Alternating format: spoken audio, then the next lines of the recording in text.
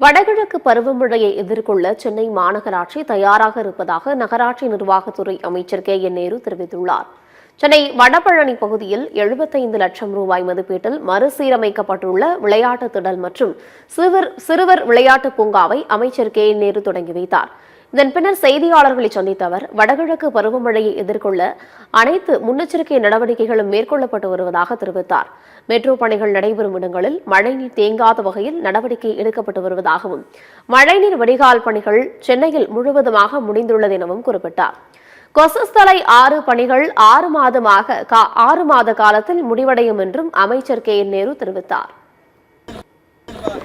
முதலமைச்சர் அவர்கள் அனைத்து செயலாளர்கள் அனைத்து அமைச்சர்களை கூட்டம் போட்டு எல்லா இடத்துலையும் மழை வரப்போகுது, ஆனால் ஏற்கனவே செய்ய வேண்டிய அடிப்படை வேலைகளை செய்ய சொல்லி உத்தரவு தந்து அந்த வேலைகள் நடைபெற்றிருக்கிறது. குறிப்பாக இந்த மெட்ரோ ரயில் நடைபெறுகிற இடத்துல ஒரு சில இடங்களில் பிரச்சனை இருக்குது, அதையும் பார்க்க சொல்லிட்டாங்க. மெட்ரோடைய அவர் சித்திக்கு ஐஏஎஸ் அவரும் வந்து பார்த்து சொல்லியிருக்காங்க. அதே மாதிரி இந்த ஆகாய தாமரை அகற்ற பணியை ஆரம்பித்து வேலை பார்த்துக்கிட்டு இருக்கிறோம். ஏற்கனவே எங்கெங்கே சில்ட் இருக்கோ அந்த சில்ட்டெல்லாம் எடுக்கிறதுக்குள்ள வேலை பார்த்துட்டு இருக்கோம். WRDக்கும் முதலமைச்சர் உத்தரவு போட்டிருக்காரு எந்தெந்த இடத்துல எல்லாம் எடுக்கணும்னு சொல்லி. எனவே வரப்போகிற மகளை எது இருந்தாலும் எதிர்கொள்வதற்கு நிர்வாகம் நிறைய முறையில் முதலமைச்சருடைய ஆலோசனைப்படி அது செய்யறதுக்கு சரியாக இருக்கும்.